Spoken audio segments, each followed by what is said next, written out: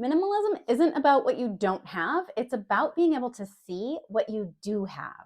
I literally just told my son and his friends that they needed to get out.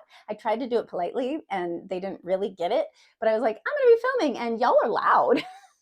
And they were like, yeah, ha ha ha. And they keep doing stuff. And I was like, no, no, no. I need to see the back side of you as you're going out the front door. So hopefully it stays quiet for a few minutes so I can talk with you guys. Hey y'all, welcome back to Simple and Healthy Mama. I'm Kate, and today I wanted to talk to you about minimalism. And don't turn away from the video if you aren't a minimalist or aren't trying to be a minimalist. Bleh. I should slow down. Because you don't have to be a minimalist, and I am not trying to convince you to be one. I just think a lot of people, especially in America, where like stuff has gotten so cheap, a lot of people need to learn to live with less stuff so that they get to a point where they have the amount of stuff that they can manage in their homes. So this video is for you if you feel like perhaps you have even some areas of your house where there's too much stuff for you to manage. Then you might want to work on not just organization, but minimizing a bit, decluttering. While you're here, go ahead and hit like and subscribe down below to help a tiny little YouTuber out. I appreciate it. It's free. Free is my favorite price. So I've been thinking about how my West Coast swing dance lessons that I've been taking tie into greater life lessons and minimalism and decluttering, because I'm finding that there are a lot of parallels. So West Coast swing dance is a partner dance, and so there is a lead and a follow, and the lead initiates movements and the follow then interprets those.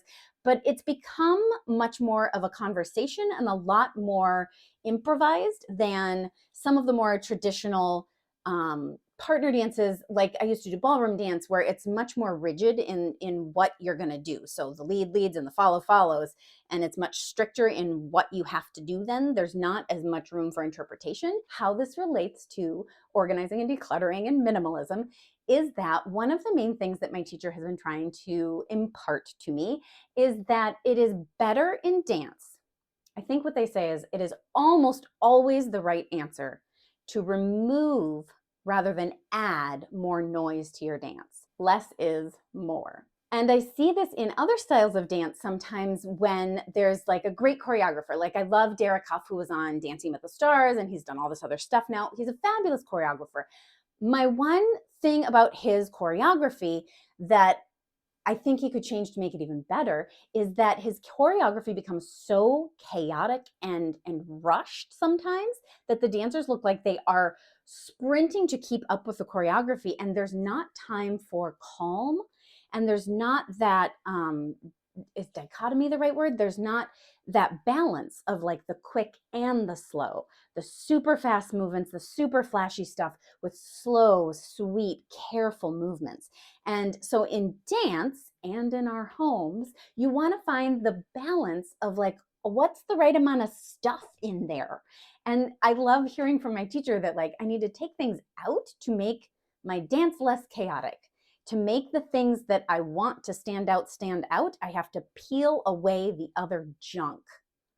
This is great, right? This relates exactly to minimalism and to decluttering. Peel away the junk. Take away the stuff that isn't of value, that isn't really adding to your dance, that isn't really adding to your life, to your house, to your happiness, because we have all this stuff around us that we think is going to add value, and most of it doesn't in the end. We get something, we have this great idea for what we're going to do with it, the project we're going to do, the problem we're going to solve in our life, and then we don't actually do those things, or it doesn't end up working out, and we keep the thing because we've already spent money on it, so of course we have to keep it. Ugh, no, we need to learn to let things go and let things move on, find their actual forever home, not your home necessarily, so that you can appreciate the stuff that you do have and the stuff that you do value, right? If you aren't able to care for your items properly, store them properly, display them properly, it could be that nothing in your life is really that special and nothing stands out because there's just too much chaos going on. I found that to be true for me in the very least. Now at least there are many areas of my home, maybe not my whole home, but most areas of my home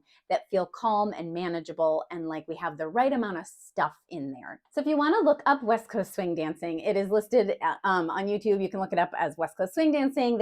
People also tag it in lots of social media as, what do they call it? Random partner, random song is like the tag that people use, because when you do the competitions, it's called Jack and Jill, and you have a lead and a follow, and you get a random partner and random songs. I was also thinking of this when I was thinking about like Airbnbs or bed and breakfasts or hotel rooms that you go into. Very rarely are they full of stuff and super cluttered. When you walk into a hotel room, it is beautiful and it is simple, and the simplicity is part of its beauty. If you walked into your hotel room and they had like extra like racks of empty catering trays in the corner and an extra coat rack and like 15 luggage racks that you didn't need kind of stacked up off to the side, and those things were not at all in your way, they were not at all impeding you in using the room in the way that it was intended to be used, you would still be pissed off, wouldn't you? You'd be like, why is there this extra junk here? I am paying to stay in a nice place. I am paying to stay in a beautiful place. I am paying to stay in a tidy place that I can enjoy and relax in. And this stuff is making it less enjoyable. So then I think about our homes, and we totally do the same thing. We're supposed to live in our homes. We're supposed to be able to relax in our homes and enjoy our homes. And so you need to not have all the stuff junking it up that distracts from that. And your clutter sort of speaks to you, right? Mine does. Mine, like, I swear it's got voices. It's like, oh, you need to fix this. You need to return this. You meant to put that and buy nothing. You need to do that. Blah, blah, blah, blah. Like, shut it up, right? Get rid of it. If you actually aren't going to deal with it, get rid of it.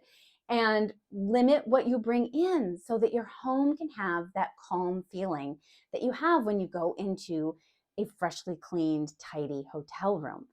Of course, our homes aren't going to feel exactly like a hotel room because we need to keep more stuff in them, or most of us do, because most of us aren't super pure, super, super minimalist. There are a few people that do that, but certainly if you have kids, partners, animals living with you, it gets harder. And that's okay, but we can still learn from those elements of the calm of the space really helps us enjoy the space and live in it. So Joshua Becker, who is one of the more famous minimalists, who is a content creator and author, says that the first step to creating the life you want is to get rid of everything you don't. And I think this can be true in many areas of our life, but today we're talking about stuff, because it also applies to like finances and scheduling and all that. Again, if nothing is special and you're trying to spend money on everything, you're probably going to run out of money. So you want to focus on what is important to you, right? So same thing with our stuff. You want to decide what matters and what do you actually need to keep so that you can live the life that you want.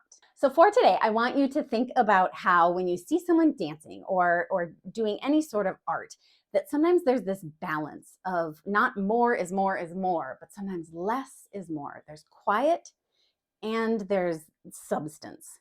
And I want you to think about how you can make your home mirror that and feel better for you to live in. I will catch you all next time. Thanks for watching.